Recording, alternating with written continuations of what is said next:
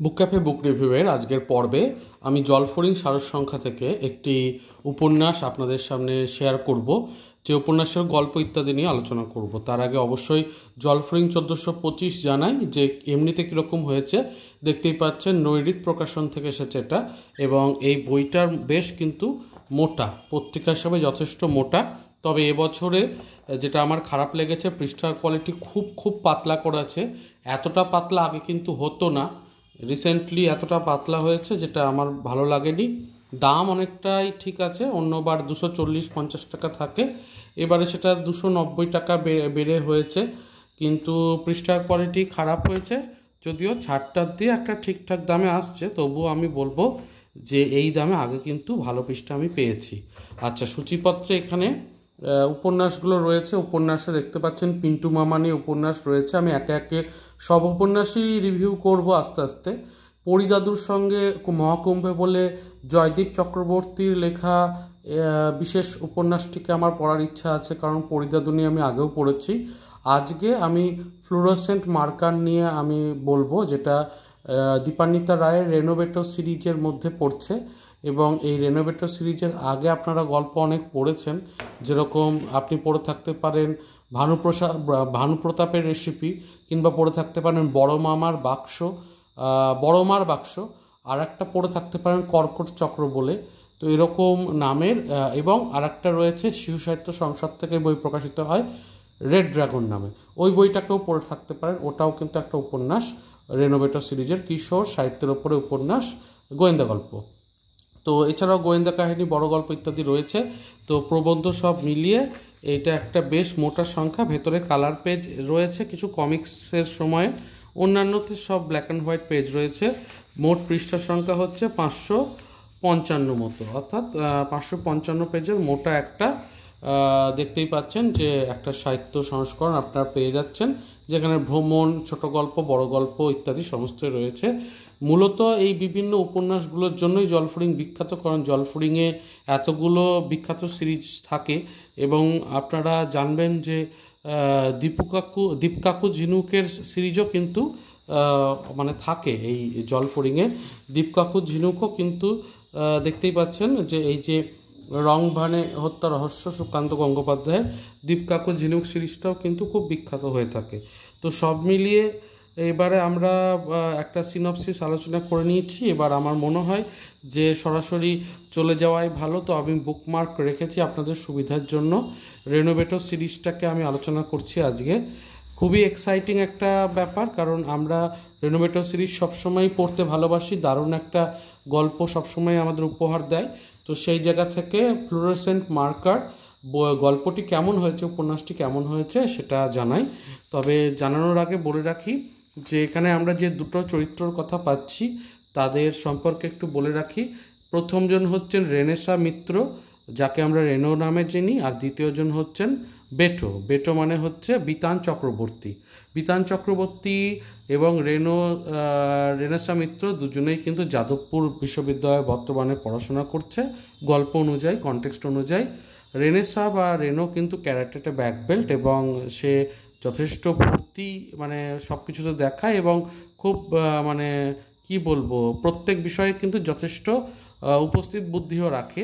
বিতান কিন্তু একটু হলেও রেনোর থেকে কম বুদ্ধিতে বলবো না, বাট একটু আলসে, একটু কুড়ে বলা যেতে পারে। তো ওর পাখি দেখার শখ, পাখির ফটোগ্রাফি করার শখ, পছন্দ হয় পাখির ফটোগ্রাফি করতে, এইটা হবেই। দুজনে কিন্তু গোয়েন্দা হিসাবে যথেষ্টই প্রমিনেন্ট, কারণ এর আগে বেশ কিছু জটিল কেস তারা সলভ করেছেন, এবং আগামীতেও অনেক গল্প হয়তো আসবে ওনাদের। তো রেনো বেটো দুজনকে নিয়ে এই হচ্ছে সিরিজ। তো এই হচ্ছে বিষয়। এইবার আমরা সরাসরি উপন্যাসে যাব। তো উপন্যাসে যাওয়ার আগে একটা ছোট্ট বিষয় হয়েছে, যে শিল্পী ওঙ্কারনাথ ভট্টাচার্য যে ছবিগুলো এঁকেছেন, ইলাস্ট্রেশনগুলো এঁকেছেন গোটা উপন্যাসে, সেটাতে আমি দেখলাম যে রেনো আর বেটো দুজন, একজন ছেলে একজন মেয়ে হওয়া সত্ত্বেও প্রত্যেকটা ছবিতেই তিনি দুজন ছেলে এঁকে ফেলেছেন। প্রথমেও দেখতে পাচ্ছ তোমরা যে দুটো ছেলে রয়েছে। তো এটা তো কুট্টিদা রয়েছে, মানে আমরা দেখতে পাবো কুট্টিদাকেও। তো মোট কথা ওইটা একটা বড় ভুলই হয়েছে, কারণ রেনোভেটো সিরিজে একটা ছেলে আঁকতে হতো, একটা মেয়ে। কিন্তু এখানে দুজনকেই ছেলে আঁকা হয়ে গেছে। তো এটা আমি জানিয়ে দিলাম, মানে তোমরা যখন পড়বে তখন কিন্তু এই বিষয়টাকে মাথায় রাখবে যে ছবিটাতে একটু গলতি রয়েছে।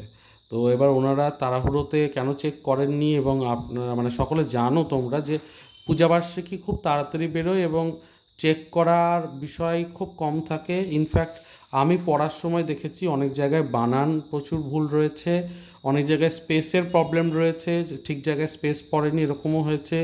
কোনো কোনো জায়গাতে শব্দ বিভ্রাট ঘটেছে, মানে দেখা যাচ্ছে আছে চালতা হয়ে গেছে চাতলা, এরকম হয়ে গেছে।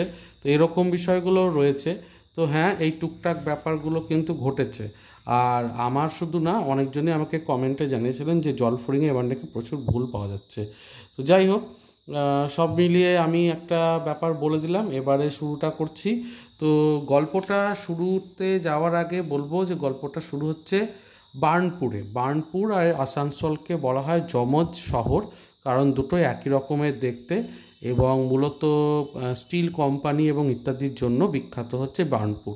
এই বার্নপুরে কুট্টিদা, যার প্রকৃত নাম হচ্ছে অর্কপ্রভ, এবং আপনারা অর্কপ্রভ চক্রবর্তী, এই কুট্টিদা রেনোভেটরি কুট্টিদা, তো অর্কপ্রভ চক্রবর্তী ওখানে কাজ করে একটা স্টিল কোম্পানিতে, ঠিক আছে, বার্নপুরে। এবং বার্নপুর শহরটাতে লেখিকা পটভূমিকা রেখেছেন, এটার কারণ একটা আমি বুঝতে পারছি।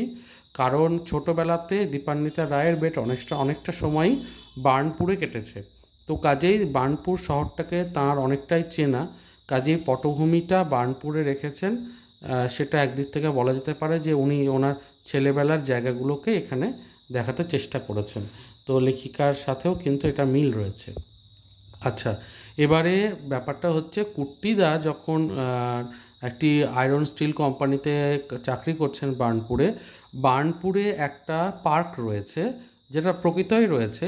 এই পার্কটার নাম অ্যাকচুয়ালি নেহেরু পার্ক, কিন্তু নেহেরু পার্ক হলেও এখানকার মানুষ লামেয়ার পার্ক নামে এটাকে চেনে। জার্মান একজন ব্যক্তি অনেক আগে এই লামেয়ার পার্ক তিনি তৈরি করেছিলেন। শাল, সেগুন, মেহগিনি, গামার, পিয়াল, অনেক রকমের দামি দামি কাঠের মানে গাছ, সেগুলো তিনি লাগিয়েছিলেন এবং একটা দারুণ সুন্দর বিরাট বড় পার্ক তিনি তৈরি করেছিলেন। 10 জন মালি সে সময় রাখা হয়েছিল, রোজগারের প্রায় সবটাই তিনি দিয়ে দিয়েছিলেন এই পার্কটা গঠন করতে।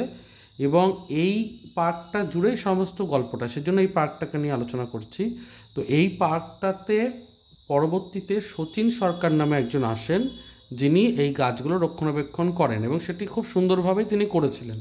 তারপরে শচীন সরকারের যখন বয়স হয়ে যায়, তখন অন্যজন হয়তো পার্কের দেখাশোনা করেছেন, কিন্তু তারা ঠিকমতো দেখাশোনা করতে পারছিলেন না।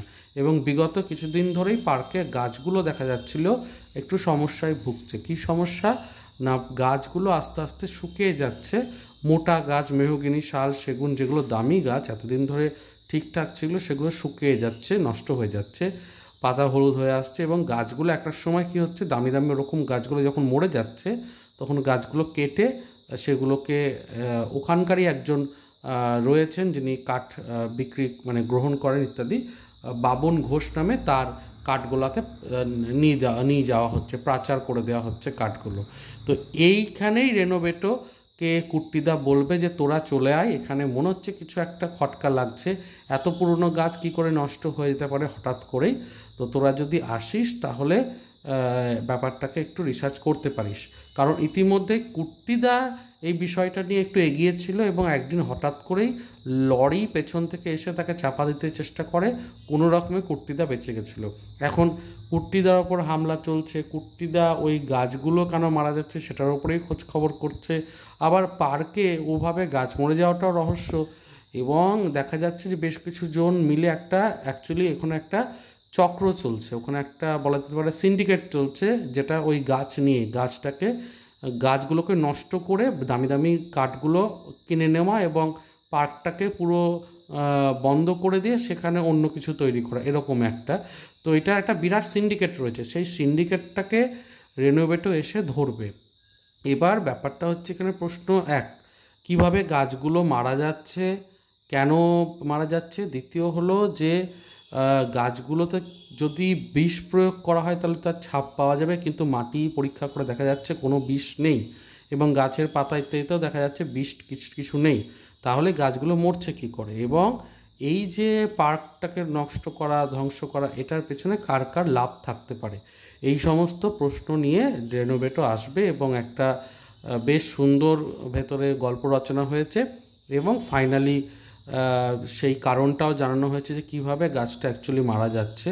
এবং তারপর কারণটা জেনে, আমি কারণটা বলবো না, ওটা স্পয়লার হয়ে যাবে, কিভাবে মারা যাচ্ছে যে পন্থাটা দেখানো হয়েছে, আমি পরে নেটে রিসার্চ করলাম, সেটা নিয়ে নিজেও একটু ঘাটাঘাটি করলাম এবং দেখলাম হ্যাঁ সত্যি যেভাবে গাছের মৃত্যু দেখানো হয়েছে এই গল্পটাতে, সত্যি আজকে পশ্চিমবঙ্গ এবং ভারতবর্ষের বিভিন্ন জায়গাতে এইভাবে গাছ মারা হচ্ছে, প্রাচীন গাছগুলোকে মেরে কেটে ফেলা হচ্ছে, এবং এই ধরনের নিদর্শন কিন্তু অনেক কটায় পাওয়া গেছে, এবং তাতে আইনি মামলাও হয়েছে বা জেলও গেছে যারা ধরা পড়েছে ইত্যাদি ইত্যাদি।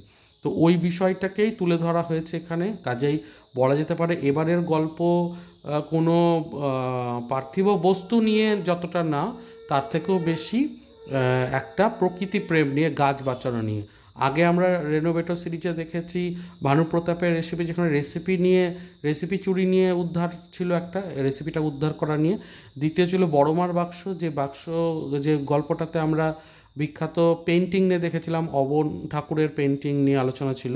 তৃতীয়ত ছিল কর্কট চক্র, এছাড়াও ছিল আরেকটি গল্প ছিল রেড ড্রাগন নামে। তো সেগুলোতে এক একটা টপিক ছিল বা কোনো বস্তু ছিল, এখানে কিন্তু বস্তু কোনো নয়, গাছ বাঁচানো অর্থাৎ প্রকৃতিকে রক্ষা করা, এইটা নিয়ে একটা ভালো মেসেজ। তো আমি বলবো গল্পের প্লট বেশ ভালো, শেষটা একটু নাটকীয়ভাবে শেষ হয়, এবং যেভাবে শেষটা করা হয়েছে খারাপ লাগেনি, তবে গল্পটা শেষের দিকে একটু আমার লেন্দি মনে হয়েছে, মানে স্ট্রেচড মনে হয়েছে। গল্পটা শেষ হওয়ার 3-4 পৃষ্ঠা আগে আপনি জানতে পেরে যাবেন কিভাবে গাছগুলো মারা যাচ্ছে এবং কে এর পেছনে রয়েছে, কি বিষয় সবটাই বুঝে যাবেন। শেষের দিকে শুধু তাদেরকে রেড হ্যান্ডেডভাবে ধরা, এইটাই আর হচ্ছে, এবং সেটার জন্য 5-6 পৃষ্ঠা রয়েছে আর কি। ওইটা আমার মনে হচ্ছে একটু স্ট্রেচড, ওটা একটু তাড়াতাড়ি শেষ করলে মনে হতো গল্পটা একটু জমাট হতো। তবে এমনিতে গল্পটা খারাপ নয়, মানে উপন্যাসটা খারাপ নয়। এবং পূজাবার্ষিকী যে তাড়াহুড়োতে লেখা হয় এবং যে তাড়াহুড়োতে কোনো রকম চেকিং না করে মানে করা হয়, সেই সাপেক্ষে আমি বলবো অনেকটা বেটার উপন্যাস এটা একটা। তবে আরও ভালো ছিল এর আগে যেগুলো ছিল, মানে রেড ড্রাগন বা বড়মার বাক্স অনেক ভালো লেখা বলে আমার মনে হয়েছে। এটাও ভালো লেখা, তবে ওগুলোর তুলনায় কিছুটা কম। তবে আমি আশাবাদী যে আগামীতে যখন এইটাকে নিয়ে কোনো বই তৈরি করা হবে, হয়তো এটার ওপরে আরেকবার চেক করা হবে, এবং কিছু জায়গা হয়তো টুকটাক একটু ছোট করা, বড় করা বা বদল করা হতে পারে। এবং ইলাস্ট্রেশনগুলোর ওপর অবশ্যই কাজ তো করতেই হবে, কারণ দেখতেই পাচ্ছেন যে ইলাস্ট্রেশনে ভুল রয়েছে। তো সব মিলিয়ে ফ্লুরোসেন্ট মার্কার হচ্ছে এই গল্প। এবং আপনাদের মনে এখনও প্রশ্ন থেকে যাবে একটা, যে ফ্লুরোসেন্ট মার্কার কেন নাম হলো। এইবার এই মার্কারের একটা তাৎপর্য আছে এই গল্পটাতে, যে এই মার্কারটা একটা বিশেষ কাজে লাগছে এখানে আমরা দেখতে পাবো। তো সেই জন্য নামটা এরকম রাখা হয়েছে, সেটা গল্পে শেষের দিকে উন্মোচিত হবে যে কেন এই ফ্লুরোসেন্ট মার্কার ব্যাপারটা আসছে। তো সেইটা একটা ভালো চমক আছে। দীপান্বিতা রায়ের কিশোর গল্প হিসাবে, উপন্যাস হিসাবে আজকে আলোচনা করলাম ফ্লুরোসেন্ট মার্কার, রেনোভেটো সিরিজের একটি গল্প, গোয়েন্দা গল্প। আপনারা পড়ে নিতে পারেন। খুব শীঘ্রই আসবো আমি অন্যান্য উপন্যাস নিয়ে। পিন্টু মামার গল্প রয়েছে, তারপরে রয়েছে দীপ কাকু ঝিনুক সিরিজের গল্প, পরিদাদুর গল্প এবং অন্যান্য। তো আপাতত আজকে এই পর্যন্তই। চেষ্টা করলাম আপনাদের সামনে একটা রিভিউ, মতামত ইত্যাদি রাখতে। কেমন লাগলো আমার উপস্থাপনা, যদি ভালো লেগে থাকে অবশ্যই লাইক, শেয়ার, সাবস্ক্রাইব করবেন। নিচে জানাবেন আর কোনটা দেখতে চাইছেন, অবশ্যই তাহলে সেই উপন্যাসটি পড়ে আপনাদের সঙ্গে তুলে ধরবো।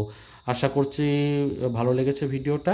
দেখা হচ্ছে তাহলে পরের পর্বে। পুজো ভালো করে কাটান, সুস্থ থাকুন, ভালো থাকুন আর বই পড়তে থাকুন। ধন্যবাদ।